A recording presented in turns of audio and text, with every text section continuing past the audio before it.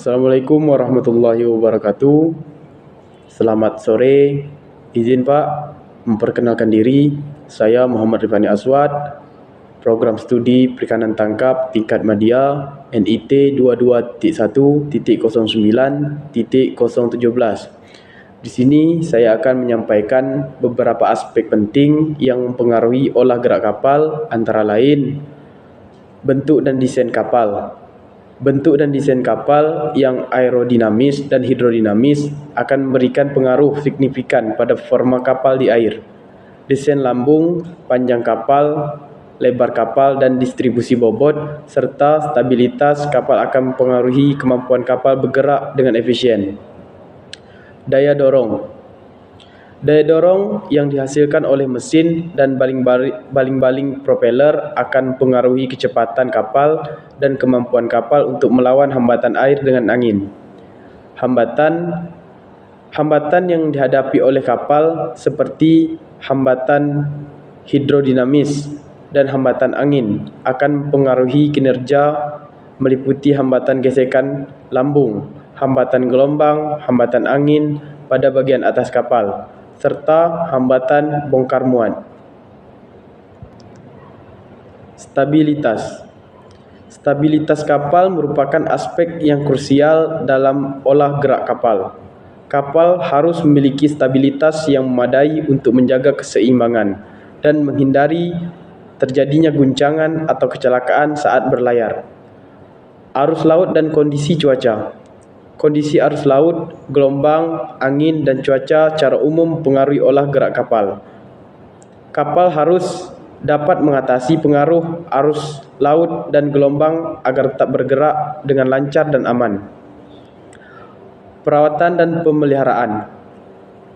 Perawatan dan pemeliharaan yang baik terhadap mesin, sistem pendorong, dan sistem navigasi lainnya akan memastikan kapal dalam kondisi optimal untuk beroperasi dengan efektif. Kemudian, labuh jangkar, yang merupakan salah satu metode untuk menghentikan gerakan kapal di perairan tertentu. Proses labuh jangkar melibatkan melempar jangkar ke dalam air, sehingga jangkar tersebut dapat menancapkan dirinya di dasar laut. Berikut adalah langkah-langkah umum dalam proses labuh jangkar. Yang pertama, ada persiapan jangkar. Pastikan jangkar dalam kondisi baik dan siap digunakan. Periksa kualitas jangkar, rantai jangkar, dan tali jangkar yang terhubung ke kapal. Pilih lokasi yang tepat. Cari tempat yang aman, bebas rintangan, dan jauh dari sumber daya atau infrastruktur bawah air, seperti pipa gas atau kabel. Kemudian, turunkan jangkar pada kapal yang dilengkapi dengan windlass atau perangkat untuk menurunkan jangkar secara otomatis. Gunakan windlass untuk menurunkan jangkar perlahan melalui lubang jangkar di bagian depan kapal hingga jangkar menyentuh dasar laut. Jika tidak ada windlass, jangkar bisa diturunkan secara manual dengan mengikat tali jangkar pada bagian ujung jangkar dan melemparkannya ke dalam air. Kemudian, biarkan jangkar menancap. Artinya, setelah jangkar menyentuh dasar laut, biarkan jangkar menancap dengan kuat dengan aliran air atau gaya bebas kapal. Pastikan kapal diam dan stabil sebelum melanjutkan langkah berikutnya. Periksa kekencangan jangkar. Periksa pendeteksi kekencangan atau dengan menarik jangkar perlahan dengan menggunakan tali jangkar.